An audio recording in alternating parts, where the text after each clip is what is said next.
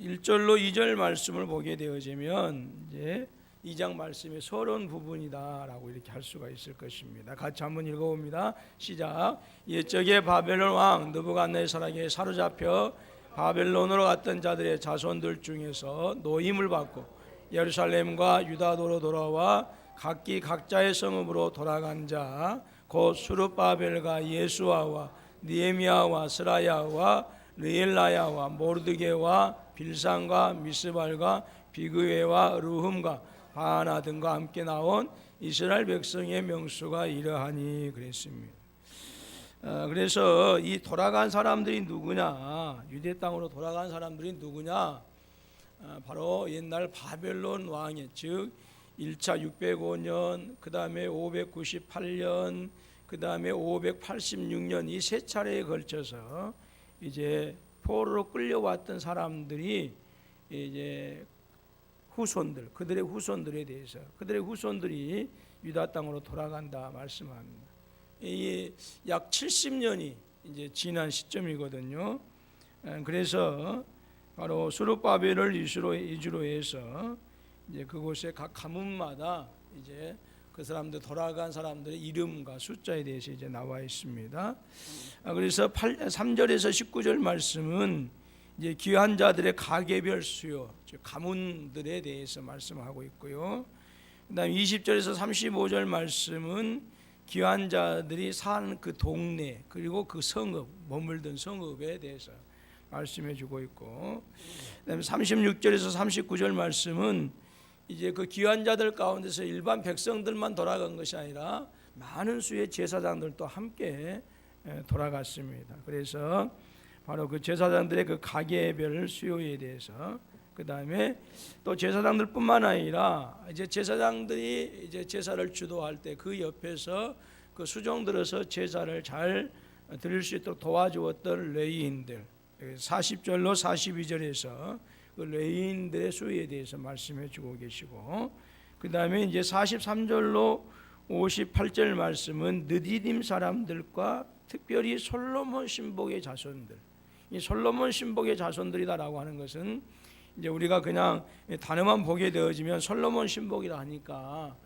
그 솔로몬이 영화를 누렸을 때에 그때 충성했던 신하들이다라고 이렇게 생각할 수가 있겠지만, 은밀한 의미에서 이 사람들을 살피게 되어지면 이스라엘 사람들의 노예나 다름없는 그런 사람들에 대해서 말씀해 주고 있습니다. 그러니까 어떤 의미에서는 전혀 돌아가지 않아도 될 사람들이죠. 그래서 그런데 이 솔로몬 신복에 대해서 말씀해 주고 있고요. 그다음에 59절로 63절 말씀은 돌아가긴 돌아왔는데 나중에 와서 가문과 그다음에 그 출신 성별을 따져보니까 그 출신 성분이 조금 불명확한 이런 사람들이 있습니다. 그래서 출신의 종족과 교배가 불명한, 그래서 이스라엘 자손인지 아닌지를 확인할 수 없는 그런 사람들에 대해서 59절에서 63절에 대해서 말씀하고 있고요.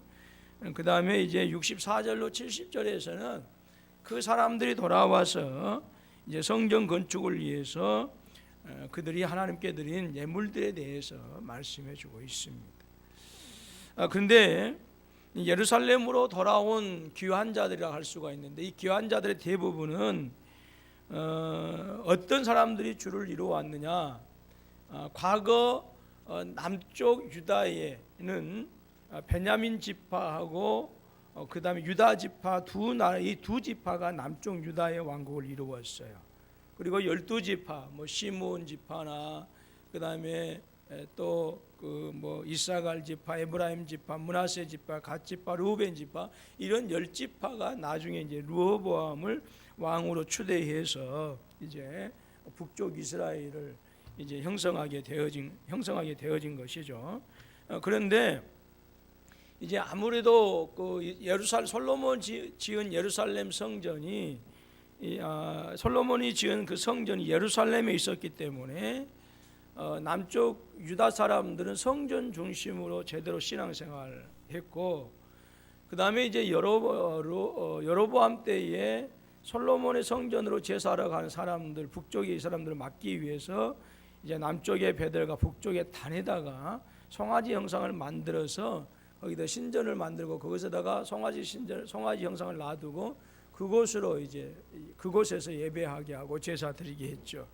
그러니까 아무래도 남쪽 유다 사람들은 솔로몬 성전이 예루살렘에 있었기 때문에 확실하게 또 솔로몬 성전을 중심으로 해서 신앙생활을 할 수가 있었을 것이고, 북쪽 이스라엘은 이제 여러 가지 정치적인 어떤 그 문제들과 상황 때문에 예루살렘으로 내려가지 못하고 이제 그들이 세운, 여로보암이 세운 그 단과 베델에 있는 그 신전에서 예배를 했기 때문에 자연히 원래의 그 정통이 있는 그 신앙에서 조금 멀어질 수밖에 없었을 거예요. 더구나 이제 그 아수르에 의해서 722년 동안 이제 그 멸망을 해버리고, 그리고 나서 한참 뒤에 한 586년, 그러니까 한 150년 정도 더 뒤에 있다가 남쪽 유다가 이제 멸망을 하게 되어지죠.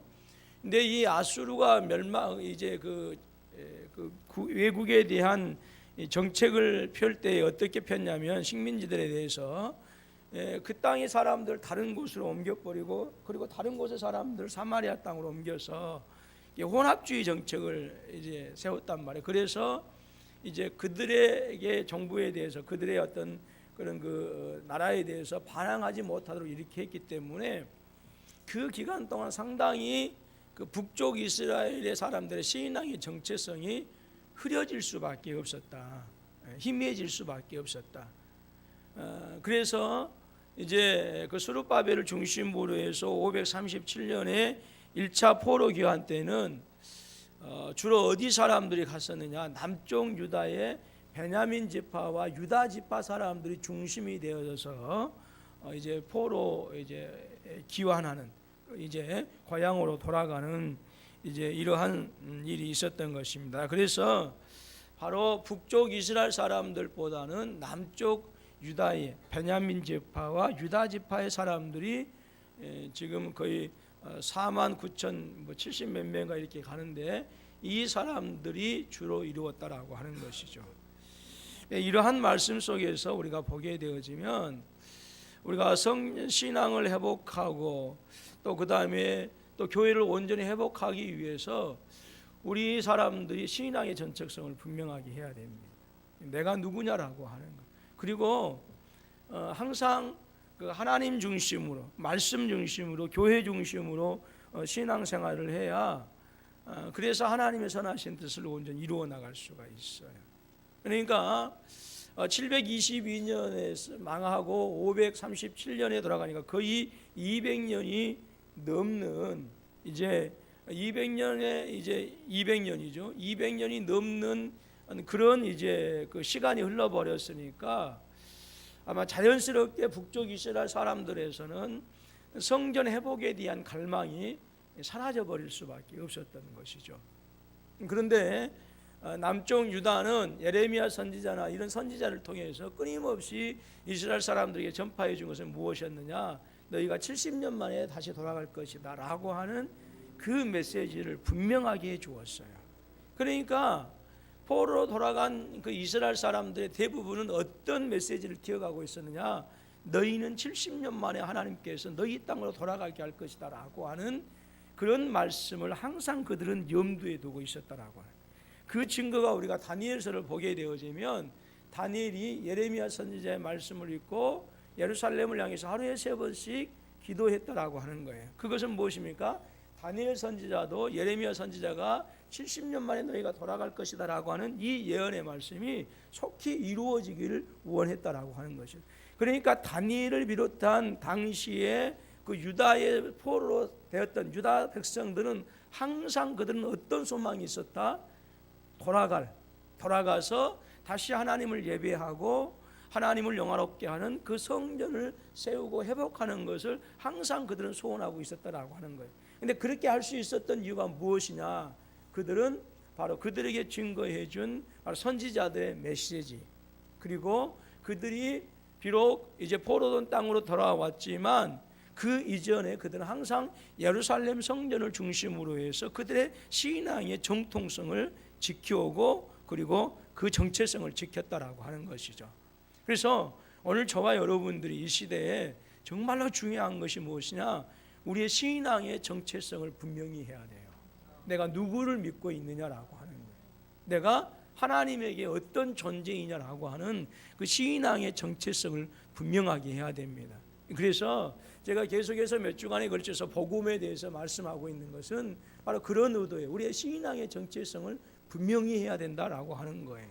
신앙의 정체성이, 그러니까 나의 정체성이 분명하고 분명하지 않고 모호하면 너 간첩이지라는 소리를 들어요.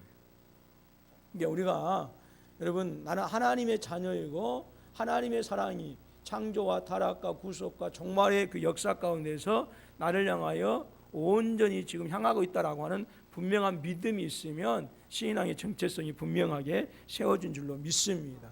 예, 제가 우리 아이들하고 통화하고 세인이하고 이렇게 얘기할 때도 그 신앙의 정체성을 확실하게 해주고자 힘쓰고 있습니다. 너는 목사 아들이 하면 너무 이렇게 그 부담이 되어지니까 세인아, 하나님이 너를 얼마나 사랑하는 줄 알지? 그러면서 가끔 이제 그 지네 엄마의 그 얘기, 그 엄마의 피가 팔면 7억인가 되는데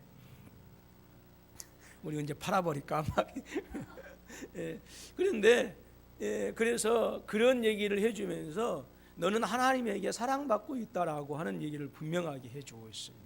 이제 여러분 자녀들에게도요, 우리의 그 자녀들이 왜 대학을 가면 새로운 학문을 접하고 그 다음에 정말 그 대학을 들어가게 되어지면 고등학교 때 배웠던 그 학문하고는 그 대하는 것이 완전히 다르잖아요. 그렇기 때문에 그들이 할 수 없는 어떤 지적인 충격에 사로잡히게 되어지고요, 문화적인 충격에 사로잡히게 되어집니다. 저는 고등학교 때까지는 엄마 아빠가 억압하고 또 하니까 뭐 이렇게 이제 뭐 집에 들어가도 몇 시에 들어오겠습니다 약속을 한다든지 뭐 술 먹고 담배 핀다라고 하는 것은 우리 자녀들은 상상도 못하죠. 근데 그런데 모든 것에서부터 자유로워지잖아요. 모든 것은. 그러니까 그 문화적인 충격, 지적인 충격이 상당하단 말이에요. 근데 그 문화적인 충격과 지적인 충격 속에서 우리 아이들이 흔들리지 아니하고 여호와에 대한 신앙을 온전히 여러분 갖추고, 그래서 하나님에 대한 신앙을 온전히 지키기 위해서는 여러분의 가정에서 끊임없이 신앙의 얘기, 믿음의 얘기가 들려져야 돼요. 얘기가 되어져, 어릴 때부터. 근데 이게 안 된단 말이에요. 이게 안 되고 그래서 이제 일주일에 한 번 교회에서 나와서 뭐 여러분 주일에 한 번 전사님한테 설교 듣는, 우리 중고등부 애들이 설교 듣는 시간 20분 30분, 조금 정신없이 길게 한다 해도 뭐 한 40분, 이것밖에 안 되는 거예요. 그 외에 그리고 집에서 어떤 신앙에 대한 어떤 이런 그 교훈과 이런 얘기들이 서로 간에 의견이 없어버리면, 얘기가 없어버리면 아이들은요 금방 상급 학교로 진학한 순간 이름을 잃어버리고 말아요. 신앙을 잃어버리고 말아요. 그러니까 여러분, 이스라엘 백성들이 지금 여기 솔로몬의 신복들이라고 하는 것은 옛날 솔로몬의 종들의 뭐예요? 후손들이에요. 후손들.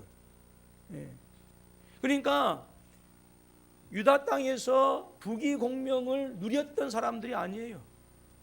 허드렛 일을 하는, 어떤 의미에서는 유다 사람들한테 인간 취급받지 못하는 사람들이었어요. 그들은 어떤 의미에서는 유다인들이 아니었어요. 그러니까 전혀 돌아가지 않아도 되는 사람들이었어요. 그럼에도 불구하고 그들이 돌아가는 것은 왜 돌아갑니까?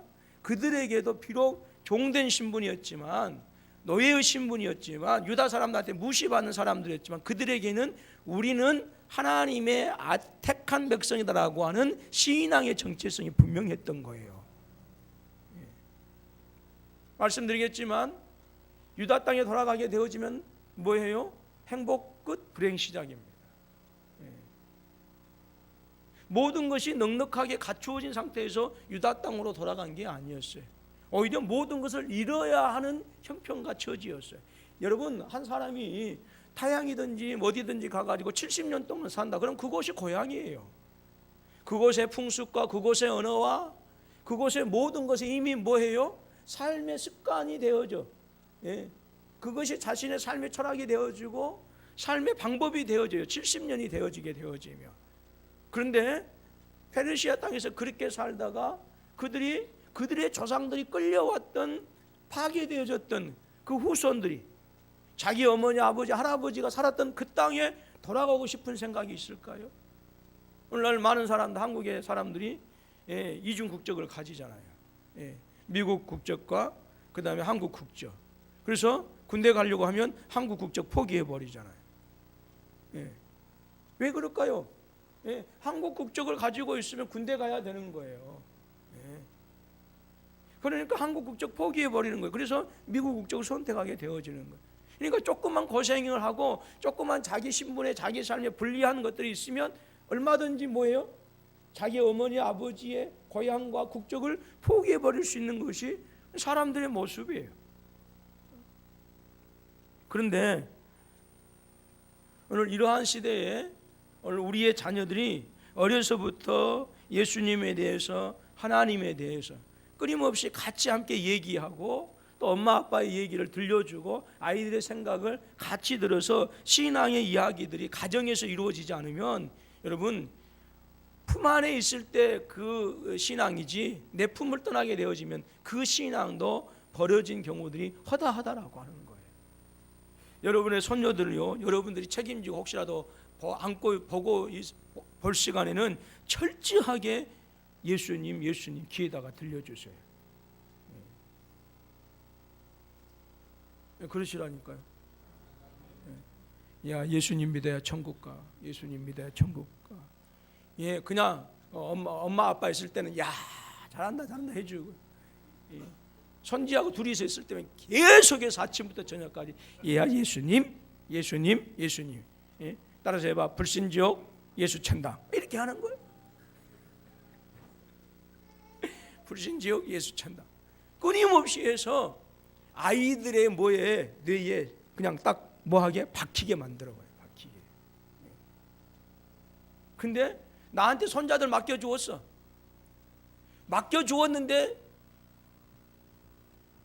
노래하라 그랬더니 내 나이가 어때서 사랑하기 딱 좋은 나이인데 이러면 안 되죠. 제가 몇 주 전에 아침에 이렇게 토요일날인가 이렇게 주일날에 오후 이렇게 교회를 오는데 그 아이들이 타는 거 있잖아요. 이렇게 이거 있고 동안이 같이 그렇게 통통하면서 동안이보다는 조금 어려요. 그런데 그것을 이쪽에서부터 조금 이렇게 비탈지잖아요. 그러죠. 저 내려가는 거. 그 당동 아파트 사는 숙소 이제 당동 아파트 가면 두산 아파트 가면 그러니까 조금 비탈지다. 그것을요 두 발로 신나게 타고 오면서 노래를 부르는데 아주 신났어요. 그러면서 내 나이가 어때서 사랑하기 딱 좋은 그 모습이 너무너무 재밌는 거예요. 너무너무 재미있어. 그 개구지 모습들이 있잖아요, 얘들이. 그래서 그것을 제가 제 아내한테 몇 번 얘기를 했는데 너무너무 재미있었어요. 근데 여러분, 예수 믿는 할머니, 권사님한테 손지 맡겨놓고 장로님한테 안수집사인데 우리 성도님들한테 손지 맡겼는데 나중에 그 할머니 할아버지한테 들은 얘기, 예수님에 대해서 얘기하는데 노래해봐 그랬더니 내 나이가 어때서 사랑하기 딱 좋은 나이인데 이러고 있으면 안 된다라고. 여러분들이 뭐 여담이지만 아이들을 안고 품고 기르고 있을 때는 예수님에 대해서 끊임없이 얘기해 줘야 된다. 그래야 신앙의 정체성이 흔들리지 않아요. 그래서 남한국의 사람들이 대부분이었고요. 근데 다른 지파 사람들 중에도 이제 귀환한 사람들이 물론 있었죠. 그런데 대부분이 유다 지파 사람들이었고 베냐민 지파 사람들이었고요.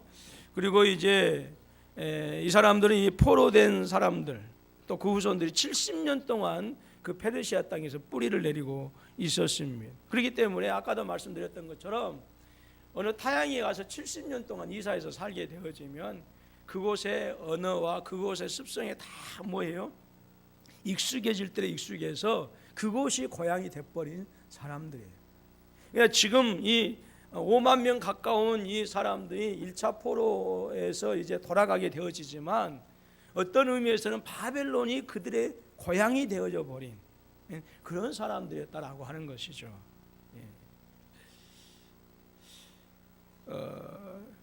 그런데 오늘 본장에서 이제 오늘 2장에서 소개되어지고 있는 그런 포로 귀한 자들, 이 사람들은 대부분의 많은 사람들이 그 70년 동안의 그 바벨론의 문화와 바벨론의 종교와 바벨론 사람의 어떤 지방의 문화의 이제 풍습에 익숙해져서 그 땅에서 이제 안주했고, 그렇지만 이 고향 땅으로 돌아간 이 사람들은 아까도 말씀드렸던 것처럼 끊임없이 하루속히 고향 땅으로 돌아가서 하나님을 예배하는 그 거룩한 신앙의 공동체 회복을 간절히 소망했다라고 하는 것이죠. 오늘 저와 여러분들도 이 땅에 살고 있지만, 제가 오전에도 말씀드렸지만 예수님의 다시 오심을 늘 기다리고 소망하면서, 그래서 새하늘과 새 땅에 대한 그런 소망으로 살아가실 수 있기를 주님의 이름으로 축원합니다. 바벨론에 우리가 보게 되어지, 바벨론의 포로 생활했던 그 사람들 보게 되어지면 그들은 계속해서 그 에스겔 선지자나 이러한 그 선지자들의 그 메시지를 통해서 항상 고향 땅에 돌아갔어요. 그래서 여호와의 성전을 건축하고 불타버린 성벽을 다시 새롭게 고쳐서 그 땅이 회복되어지기를 원했다라고 하는 거죠. 오늘 그랬던 것처럼 오늘 저와 여러분들도 신랑 되신 예수께서 이 땅에 오셔서 저와 여러분들을 데리고 저 새하늘과 새 땅에서 영원히 주님과 함께 복락을 누릴 수 있는 그날을 소망하는, 이것이 종말론적인 신앙이에요. 종말론적인 신앙이라는 것은 내 집 팔아서 내 살림 팔아서 다 어디다 바쳐버리고 산속으로 들어가고 세상 일을 잊어버리고 기도원 들어가는 것이 종말론적인 신앙이 아니라, 내 삶 속에서 모든 삶을 통해서 하나님의 영광이 드러나도록 힘쓰고 애쓰고 헌신하면서, 그러면서 주님 속히 오실 날을 기다리면서 살아가는 것, 바로 그것이 진정한 재림신앙이고 종말론적인 신앙이다라고 하는 것이죠. 그래서 우리는 주님의 다시 오심에 대한 소망이 분명해야 돼요. 물론 이 땅에서 교회가 다시 회복이 되어지고, 물론 이 땅에서 열방과 민족에 대하여 복음이 전파되어지고 하나님 나라가 확장되어지는 것도, 그것도 역시 교회에 주신 사명이고, 그것을 위해서 우리가 헌신해야 됩니다만, 또한 우리에게 있어서 정말로 중요한 것은 마라나타 주 예수여 오시옵소서라고 하는 것이 우리의 기도의 제목이 되어져서 주님의 재림으로 말미암아서 이룩되어질 새하늘과 새 땅에 대한 소망을 가지고 살아가야 된다라고 하는 거예요. 그것이 저와 여러분 가운데 믿음으로 자리하고 있어야 되고요, 신앙의 고백이 되어야 되고요, 기도의 제목이 되어야 되는 거예요. 세상에 취해서, 세상의 기쁨과 세상의 연락에 취해서 주님 오실 날에 대해서 대비하지 못하고 소망하지 못한다고 한다면, 그것이 바로 뭐예요? 어리석은 다섯처녀같이 기름 준비하지 못한 그런 어리석은 자들의 모습이다라고 하는 거예요. 오전에도 잠깐 말씀드렸던 것처럼 신랑이 언제 올지 몰라요. 신랑이 자기 신부와 함께 이제 살아가야 될 그 자기의 집을 다 준비해 놓고 언제 올지 몰라요. 그러니까 신부는 항상 낮에도 신랑이 언제 오시려나, 낮에나 밤에나 눈물 머금고, 이 찬양을요 제가 초등학교 때 배웠다니까요. 교회 사모님한테 먼 하늘 이상한 구름만 떠도 행여 안에 주님 오시는가에. 그래서 저 어릴 때만 하더라도 우리 어른들은 이 노래를 부르면서 뭐 했어요? 주님 오실 날을 소망하면서 불렀어요. 근데 요즘 이 주님 오실 날을 소망하면서 부른 찬양들이 있느냐? 거의 없어요. 거의 없어요. 그래서 우리 주님 그 신랑이 언제 올지 몰라. 그래서 낮에 올지 밤에 올지 새벽에 올지 모르니까 신부는 뭐 하는 거예요? 저녁까지 잠자지 못하고 기름 준비해서 등불 밝혀놓고 뭐 하는 거예요? 항상 뭐 하는 거예요? 신랑 오기만을 기다리는 거예요. 신랑이 신부 데리러 왔는데 불이 다 꺼져 있어요. 안 되는 것이죠. 그러니까 항상 밤에는 신랑이 그날 전에 올지 모르니까 항상 등불 준비하고 있는 거예요. 그 지혜로운 다섯처녀처럼. 오늘 저와 여러분들이 주님 다시 오실 날을 기다린다라고 하는 이것은 바로 그 신앙 가지고 주님 오시는 것을 기다리고 소망하는 거예요. 그것이 지혜로운 다섯천이들의 모습이죠. 이 모습이 저와 여러분 가운데 있어지길 주님의 이름으로 축원합니다. 이스라엘 사람들은 포로된 사람들은 비록 그 70년에 살면서 그곳이 이제 자기들의 고향이 됐지만 그럼에도 불구하고 예레미야 선지자나 다니엘 선지자나 에스겔 선지자를 통해서 들려준 너희가 70년 후면 돌아가리라라고 하는 어떤 사람들은 뭐 했어요? 그곳에 예루살렘에서 구경도 못 해본 사람들이에요. 구경도 못 해본 사람들. 어떤 사람들은 예루살렘 땅을 전혀 가보지도 못한 사람들이었어요. 그러니까 어떤 사람들에게 있어서 예루살렘은 자기들의 할머니의 땅이고 아버지 어머니의 나라이지 자기 나라는 지금 뭐예요? 페르시아라고 하는 거예요. 그런데 그 사람들은 그런데 그럼에도 불구하고 그들 가운데는 상당수가 뭐였어요? 예루살렘도 자기 아버지의 땅, 어머니의 땅, 할아버지의 눈물이 머금었던 그 땅으로 돌아갔다라고 하는 거예요. 왜요? 어떻게 그것이 가능했을까요? 끊임없이 선지자들이 그에게 들려준 그 말을 그들이 명심하고 있었다라고 하는. 그래서 자신들이 누구다라고 하는 그 신앙의 전체성을 여러분 페르시아 그 70년 동안에도 결코 잃어버린 적이 없었다. 그래서 고레스 왕이 칙령을 발표해서 돌아가라라고 할 때 분연히 일어나서 뭐해요? 돌아갔던 거예요. 뭐 하기 위해서? 신앙의 회복을 위해서 돌아갔던 거예요. 오늘 저와 여러분들도 정말로 주님 다시 오실 날을 소망하면서 이 땅에서 세상의 연락에 취하지 아니하고 세상의 여러분 명예의 권세에 세상의 물질에 취하지 아니하고 늘 주님 오실 날을 바라보면서 나아가는 선한 우리가 되어줄 수 있기를 주님의 이름으로 축원합니다. 자, 이렇게 포로로 끌려간 자들이 이제 주님께 돌아온 이것, 그들의 고향으로 돌아갔던 그것은 바로 이사야 선지자를 통해서 예레미야 선지자를 통해서 하신 말씀이 성취되어진 분명한 사건이었다라고 하는 것이죠. 이것을 통해서 우리는 두 가지 이제 교훈을 우리가 본문 속에서 찾아볼 수가 있는데요. 하나님께서는 이제 하나님께서 구속사를 전개해 나가시는데 구속사는 창조, 타락, 구속 그 종말 가운데 펼쳐진 하나님의 구원의 역사라고 말씀했습니다. 이것을 이제 전개해 나가는 데 있어서 분명한 것은 하나님의 절대적인 주권을 가지고 역사해 가시지만 반드시 창조와 타락과 구속과 종말 이 그 구속사에서 하나님의 구원의 역사를 이끌어 가실 때는 반드시 그 일을 이루시기 위해서 하나님의 신실한 백성들을 사용하신다라고 하는 거예요. 아멘이십니까? 네. 여러분 우리 군포 서북교회를 통해서도 하나님의 선하신 뜻이 분명히 있으실 겁니다. 근데 이 선하신 뜻을 위해서 하나님께서 아무나 사용하시느냐? 목사라고 해서 사용하고 신앙생활 20년 30년에 해서 그 선하신 뜻을 위해서 사용하느냐? 아니다라고 하는 거예요. 어떠한 사람들? 하나님의 때를 소망하면서 그 때를 기다리면서 준비되어진 하나님의 신실한 사람들을 사용하신다라고 하는 거예요. 저는 여러분의 자녀들을 교육하고 여러분의 자녀들을 공부시킬 때 이 시대에 얼마나 할 일이 많이 있습니까?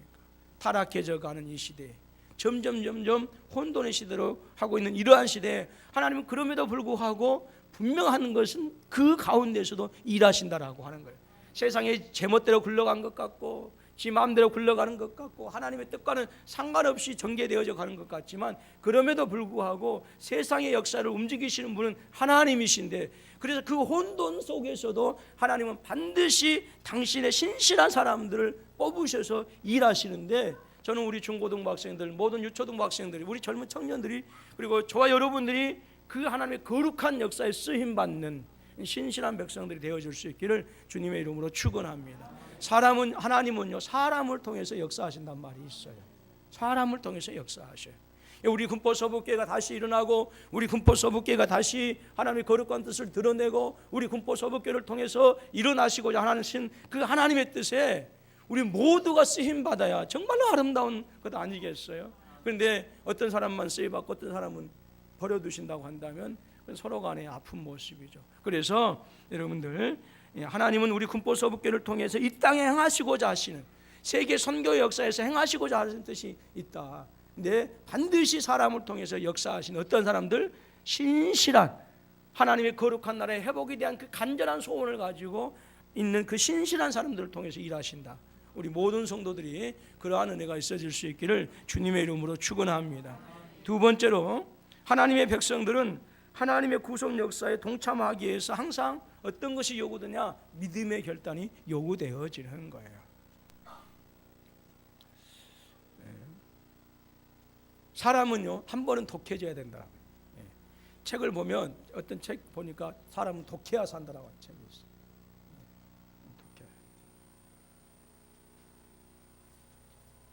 그러니까 맨날 독하면 안 돼요. 맨날 독하면 바늘로 찔러도 피 한 방울 안 나면 어떡해요? 적어도 그래도 사람이라면 바늘로 찔리면 피 한 방울이라도 나야지.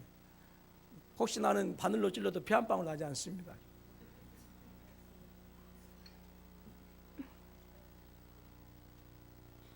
근데 살면서 우리가 남한테 사랑을 베풀고 인정을 베푸는 데 있어서 독해지면 안 돼요. 안 돼요. 근데 어떤 때 독해져야 되느냐? 내가 하나님의 선하신 뜻을 위해서 일어나야 할 때는 독해질 필요가 있어요. 내 환경도, 내 자녀들도, 내 아내도 때로는 할 수 있는 그 독해져야 되는, 그것이 한 번쯤 우리 가운데 있어져야 돼요.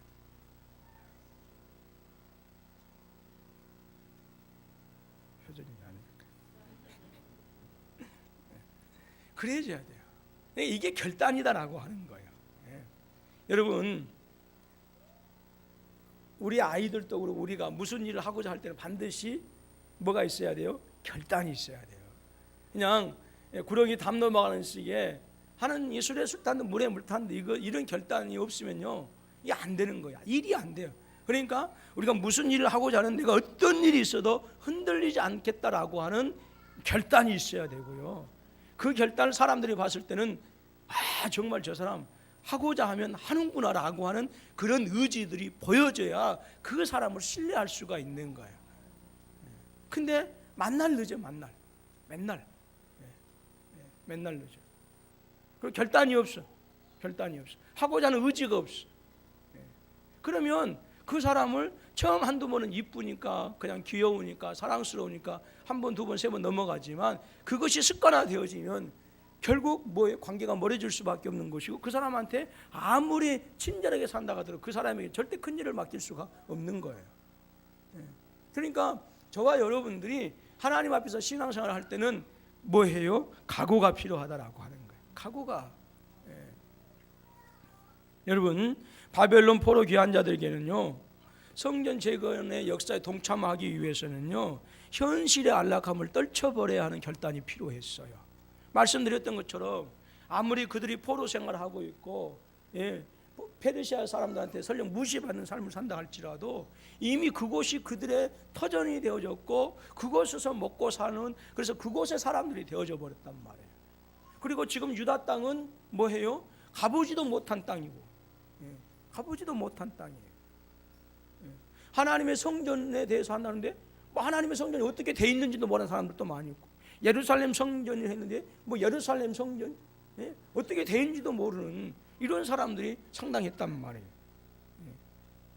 그리고 뭐예요? 설령 또 이제 586년에 이제 끌려온 사람들을 할지라도 그 사람들도 그 땅, 지금 자신들의 기억에는 그 전쟁의 생생한 기억. 여러분들 지금 우리 청년들한테는 6.25의 참상이 얼마나 정말로 한지 모르지만, 우리 어른들, 우리 연세 드신 권사님이나 장로님들, 우리 어른들한테는 6.25의 참상이 어떤 것인지 여러분들 잘 아시잖아요. 모르세요? 다 보셨잖아요. 다 보셨잖아요.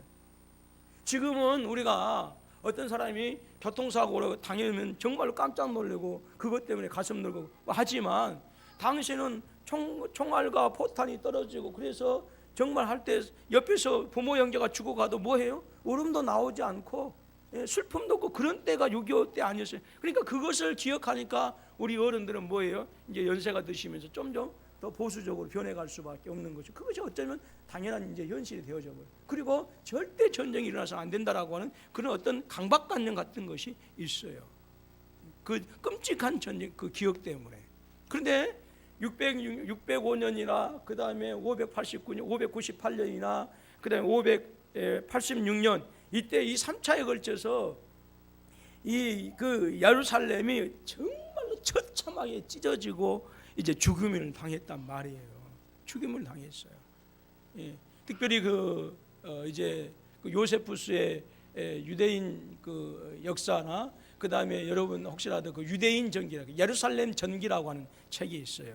그 예루살렘 전기라고 하는 책을 읽어보게 되어지면 로마에 의해서 이스라엘 백성들이 얼마나 처절하게 당했는가라고 하는 이런 그 모습들을 우리가 보게 되어지는데요. 예, 놀라운 것은요, 그 예루살렘이 이제 멸망했던 티투스 70년 티투스에 의해서 예루살렘이 함락당하고 성전이 불타버리고 깨어진 그 나라고요. 솔로몬의 성전이 586년 바벨론의 느부갓네살 왕에 의해서 깨어져 버린 그 날이 똑같은 날이에요. 아비벌 9일. 그러니까 똑같은 날에 그 예루살렘 성전이 뭐예요? 솔로몬 성전이 불타버렸고 2차 성전이 불타버린 것이죠. 뭐 이제 여러 가지 많은 의미들이 있습니다만은, 그런데 이 포로된 사람들한테는 지금 뭐예요? 그 땅은요 끔찍한 땅이에요. 자신들의 형제들이 죽어갔던 땅입니다. 그런데 그 땅으로 돌아가고 싶겠어요? 차라리 여기에서 모든 것을 잊어버리고 안락하게 살아가는 것이 그들의 소원이 아니겠어요? 그렇기 때문에 그럼에도 불구하고 그들은 그 땅을 돌아가기를 원하고요. 그리고 이미 말씀드렸던 것처럼 그 땅이 깨어지고 불타버리고, 그렇기 때문에 그 땅은 신앙이 거쳐 짐승들이 거쳐 삼는 그런 황무한 땅이 되어버려서 그 땅에 간다고 한다면 행복 끝 불행 시작이었다라고 하는. 그럼에도 불구하고 그들은 그 신앙의 공동체 회복을 위해서 돌아가기를 원해서 결단했다라고 하는 거예요.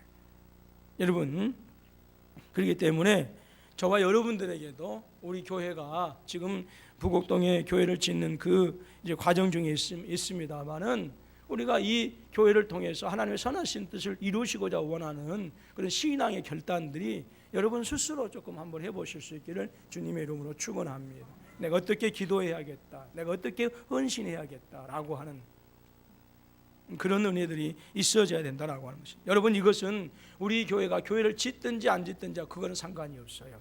하나님은 반드시 신실한 자들을 통해서 하나님을 일하시고, 그리고 그 일들을 위해서 믿음의 성도들에게는 뭐하는 게 결단의 반응이 있어져야 된다라고 하는 거예요. 때로는 흐지부지가 아니라 굳은 결심, 정말 내가 죽으면 죽으리라라고 하는 그런 신앙의 결단이 있어서 세상의 어떤 권력도 막지 못하고 세상의 어떤 핍박도 막지 못하는 그런 그 신앙의 결단들이 우리한테 있어져야 그들을 통해서 하나님의 뜻이 온전히 이루어가신 줄로 믿습니다. 우리 청년들에게 말씀드립니다. 여러분들이 정말로 하나님 앞에서 귀하고 아름답게 정말 쓰임받기 위해서는 그 결단이 아름다워야 돼요.